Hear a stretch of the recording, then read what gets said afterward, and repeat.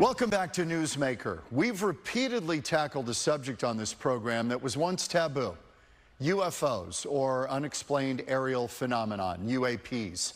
The sightings have increased, and the government has done a complete about-face recently, encouraging those who've seen these craft to come forward. Why are they doing this? Well, we're taking a deep dive into this subject with a guy who's become the tip of the spear on the subject, Jeremy Corbell.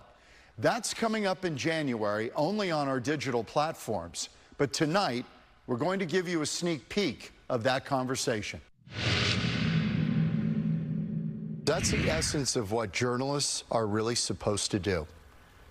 Ask the questions and have an open mind and open heart and see what they've got. And let's hear it out. Let's hash it out. You talked about being kind of blown away with this propulsion idea. The analogy I make when people say, well, even if there's life out there, they can't visit us because there's no way, the distances are too great. And my answer to that is, what if you had told Magellan in 1500, when he was sailing the oceans, hey, this little journey that's taken you 3 years, someday you're going to climb in a metal tube with wings on it like a bird, and you'll be able to do it in hours. Would he have believed it? Right. And you know, as you're saying that, I kind of get goosebumps, because if I remember correctly, in our first interview, I said something to the effect of, you know, we're just at the point where we're saying, hey, look, there's probably intelligent life out there. But the question we really should be asking is, are they coming here? And I said that, like, maybe in like 10 years, we'll be having that conversation. And here we are 8 years later, and I feel like we're on the cusp of that. So to your point, you know, it's like, of course, anything that is outside of our scope of understanding, it seems magical to us. But it doesn't mean that it is. It just means that we haven't gotten to that point of being able to replicate it or duplicate it. So if indeed UFOs are real, and if they are from somewhere else, and if they are somehow getting here from distances that baffle us, then there is just a technological answer to that. That's why I call it the UFO problem. I feel like there's a solution.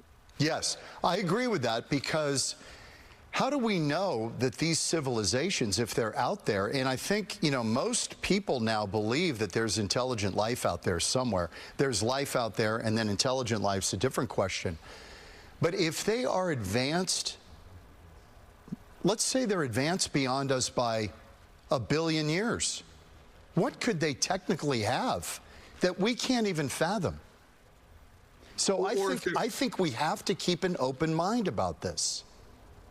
Yeah, I mean, it behooves us to keep an open mind about it. You know, some would say that there is a lot of evidence that there is a technology that is in our skies that is far beyond anything that we have. And our military has admitted that much. Our government to date has admitted that much, that there are craft that do things that seem impossible to us with our basic understanding of physics, and we don't know who flies them.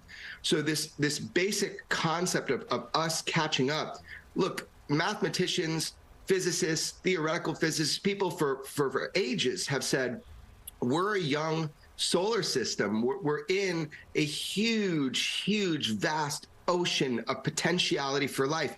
Of course, life, and even intelligent life, exists out there somewhere. But the question always has, is there a capability to get here? There are likely star systems and exoplanets that harbor life that have had longer than we have had to develop technologically.